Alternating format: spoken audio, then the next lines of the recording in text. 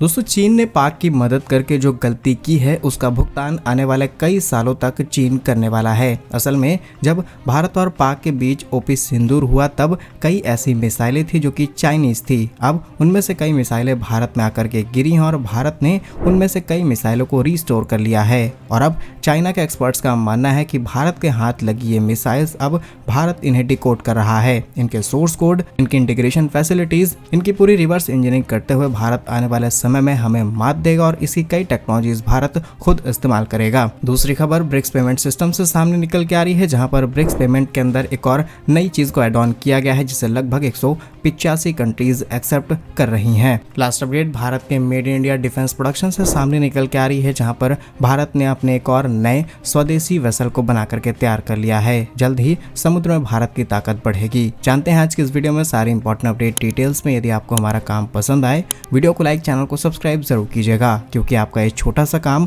आप तक ये जरूरी खबरें लाने में हमारी बहुत बड़ी मदद करता है। तो सबसे पहले इंपॉर्टेंट अपडेट चीन से, जहां पर चीन की तरफ से तैयार की गई बहुत ही एडवांस BVR मिसाइल यानी कि beyond visual range air to air missile, जिसका नाम है PL-15E, वहां भारत के खिलाफ इस्तेमाल की गई थी। कहने को तो ये एक चाइनीज हथियार है, लेकिन चाइना अपने हथियारों को पाक को सप्लाई करता है और पाक उन्हें भारत के खिलाफ इस्तेमाल करता है। और ये चीन की स्ट्रेटजी आज से नहीं बल्कि कई सालों से चलाई जा रही है और डेफिनेटली इसका असर भी देखने को मिल रहा। लेकिन साल 2025 में ही जब भारत और पाक के बीच ऑपरेशन सिंदूर हुआ तब पंजाब के होशियारपुर के पास एकदम सही हालात में PL-15 मिसाइल गिरी मिली। इसको भारत ने तुरंत रिकवर किया और बताया जाता है कि इसे पाक के J-17 या फिर J-10C विमान से छोड़ा गया था, जो लक्ष्य मारने में सफल नहीं हो पाई और भारतीय इलाके में आकर के गिर गई, जहां PL-15 में सेल्फ डिस्ट्रक्ट फीचर नहीं होने के कारण यह मिसाइल सही तरीके से बरामद हो पाई है, जिससे DRDO को इसकी तकनीक और क्षमताओं को एनालाइज करने का बेहतरीन ऑफर मिला है। और ये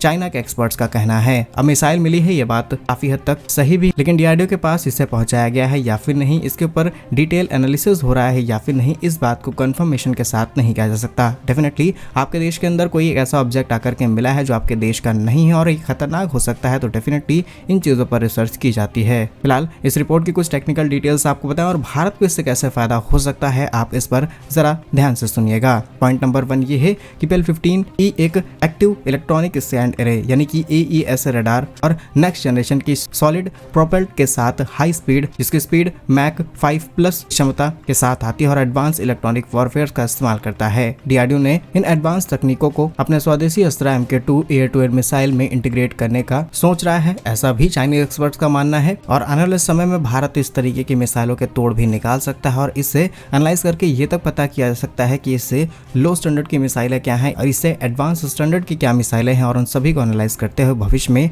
हम चाइना के लिए एक चैलेंज की तरह काम कर सकते हैं। और इसीलिए ज्यादातर मिसाइलों के अंदर इस तरीके के फीचर्स दिए जाते हैं कि अगर वो अपने निशाने पर नहीं पहुंच पाती है तो वो अपने आप को खुद से खत्म कर ले। अगर ऐसा नहीं होता है तो दुश्मन देशों के हाथ लगी इन हथियारों को डिकोड करते हुए इनके सोर्स कोड, इनके पूरे फंक्शंस को री इंजीनियरिंग के थ्रू समझ लिया जाता है और फिर वैसे ही आधुनिक हथियार तैयार किए जाते हैं। डेफिनेटली किसी भी देश के लिए चैलेंज हो सकता है, लेकिन चीन यहाँ पर बुरी तरीके से फंस चुका है। जहाँ चीन ने हाल ही में पाक के साथ कई इंपॉर्टेंट रक्षा समझौते भी साइन किए हैं, भविष्य में भी इसी तरीके के समझौते साइन करते रहेंगे। लेकिन इससे अल्टीमेटली भारत को ही फायदा हुआ और भविष्य में भी अगर ऐसी कोई घटनाएं होती हैं और चीन की कुछ आधुनिक हथियार भारत के हाथ लग जाते हैं, तब भी भारत उनके ऊपर गहन अध्ययन जरूर करेगा। फिलहाल भारत की इस तैयारी पर आप क्या सोचते हैं, कमेंट्स में अपनी राय जरूर बताइएगा। नेक्स्ट इंपॉर्टेंट अपडेट ब्रिक्स से सामने निकल के आ रही है, जहां पर ब्रिक्स पेमेंट सिस्टम अब वर्ल्ड वाइड बड़े स्केल पर शुरू हो रहा है। यहाँ पर हम ब्रिक्स करेंसी की नहीं बल्कि ब्रिक्स पेमेंट सिस्टम की बात कर रहे हैं, जो कि एक तरीके का अब इंटरनेशनल पेमेंट गेटवे के रूप में काम करेगा। रिपोर्ट्स के मुताबिक आज के समय ब्रिक्स के अंदर एक पेमेंट सिस्टम है जिसका नाम है cross border interbank payment system, यानी इसे चिप्स के नाम से जाना जाता है। और रिपोर्ट्स ये हैं कि अभी 185 देशों में उपयोग होना शुरू हो चुका है। यहाँ पर मेनली चाइनीज करेंसी युआन का अंतर्राष्ट्रीय लेन देन को पूरी तरीके से समर्थन दिया जा रहा है और सबसे पहले चीन ने ही इसका इस्तेमाल करना शुरू किया है। यहाँ पर चीन ने इस सिस्टम के जरिए लिक्विड नेचुरल गैस, सोयाबीन जैसी वस्तुओं के विदेशी ट्रेड और अलग अलग पेमेंट सिस्टम में करना शुरू कर दिया है। इस ट्रेड में चाइनीज युआन को ज्यादा प्रायोरिटाइज किया जा रहा है ताकि चाइना भी अपनी करेंसी को ग्लोबल लेवल पर उस तरीके से प्रेजेंट कर पाए जैसा कि आज डॉलर करता है। चीन ने 40 देशों के साथ भुगतान प्रणाली के लिए समझौते ऑलरेडी साइन कर रखे हैं, जिसमें ब्रिक्स देश भी शामिल हैं। इस प्रणाली के तहत 2023 में लगभग 52 ट्रिलियन युआन का कारोबार हुआ, जो कुल क्रॉस बॉर्डर लेन देन का लगभग 58% है। अब इसके पीछे स्ट्रेटजी और कूटनीति की की बात की जाए तो डेफिनेटली चाइना ऐसा डॉलर के कंपैरिजन में कर रहा है। दूसरी बात यह है कि यहाँ पर चाइनीज करेंसी को प्रायोरिटाइज किया जा रहा है और सबसे बड़ी बात यह है कि चाइना दुनिया में काफी बड़ी मैन्युफैक्चरिंग ताकत है। अब बड़ी मैन्युफैक्चरिंग ताकत होने से चीन को डायरेक्ट इनडायरेक्ट फायदा मिल ही रहा है और चाइना से अगर किसी भी देश को सामान खरीदना है और चाहता है कि आपको इसी पेमेंट सिस्टम का इस्तेमाल करना हो तो आप अपने आप को भी रोक नहीं सकते। इसीलिए 52 ट्रिलियन युआन का कारोबार हुआ सिर्फ कुछ ही महीनों के भीतर। अब इस रिपोर्ट के कुछ तथ्य आपको बताते हैं जिससे आप सारी बात समझ जाएंगे। रिपोर्ट्स के मुताबिक चिप्स प्रणाली अब 185 देशों में उपलब्ध है, जिनमें से लगभग 40 देशों ने इसे नियमित रूप से अपनाना शुरू कर दिया है। इसके अलावा चीन और रूस के बीच पिछले 3 वर्षों से कुल व्यापार का करीब 95% हिस्सा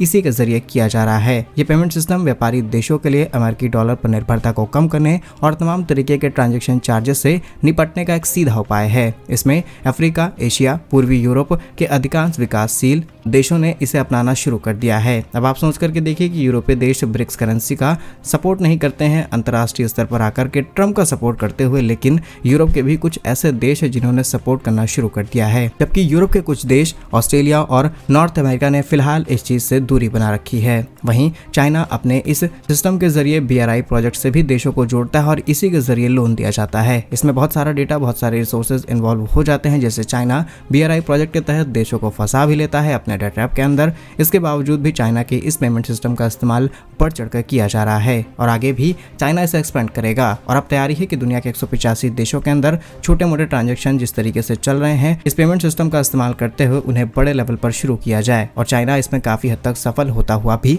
नजर आ रहा है। Next important update made in India defence से सामने निकल के आ रही है, जहां पर 6 नवंबर को भारतीय नौसेना में स्वदेशी रूप से तैयार किए गए सर्वे वेसल इच्छक को शामिल किया जाएगा। भारतीय समुद्री ताकत के लिए एक बहुत ही इंपॉर्टेंट स्टेप बताया जा रहा है और अच्छी बात यह है कि हमने इस वेसल को खुद से अपने देश के अंदर तैयार किया है। इस रिपोर्ट की डिटेल्स आपको बताएं तो इच्छक वेसल को बनाने में जो सामग्री इस्तेमाल की गई है, लगभग उसका 80% से ज्यादा सामान भारतीय इंडस्ट्रीज ने तैयार किया है। यानी कि इसमें लगे हुए छोटे बड़े पार्ट्स, स्टील, बहुत सारे कंपोनेंट्स, ये सब कुछ भारत में तैयार किए गए। फिर हमने इस वेसल को बना करके तैयार किया है, जिसे हम अपने देश के स्वदेशीकरण मिशन को मजबूत कर रहे हैं। आत्मनिर्भर भारत अभियान का ही ये हिस्सा है। अब इसके एडवांटेजेस की बात की जाए तो यह जल सर्वेक्षण के साथ साथ समुद्री संसाधनों का सर्वे कर सकता है, नेविगेशन, चार्टिंग कर सकता है, समुद्री किनारों की सुरक्षा भी बढ़ाई जाएगी। वहीं देश के अंदर महिला सशक्तिकरण को प्रमोट करते हुए इस पोत के अंदर महिलाओं के लिए स्पेशल फैसिलिटीज दी गई है ताकि हमारे सैनिकों को किसी भी तरीके की दिक्कत ना हो। जानकारी के लिए आपको ये भी बता दें कि कोलकाता के गार्डन रिच शिप बिल्डर्स में से तैयार किया गया है। यह पोत भारतीय नौसेना को समुद्र में अपनी क्षमता को और ज्यादा मजबूत करने का एक सबसे बड़ा और यूनिक एग्जाम्पल है। भारत इसी तरीके से आगे बढ़ता रहे। कमेंट्स अपने जरूर बताइएगा। भारत के ऐसे ही वीडियोस पाने के लिए वीडियो को लाइक, चैनल को सब्सक्राइब जरूर कीजिए। वंदे मातरम, भारत माता की जय।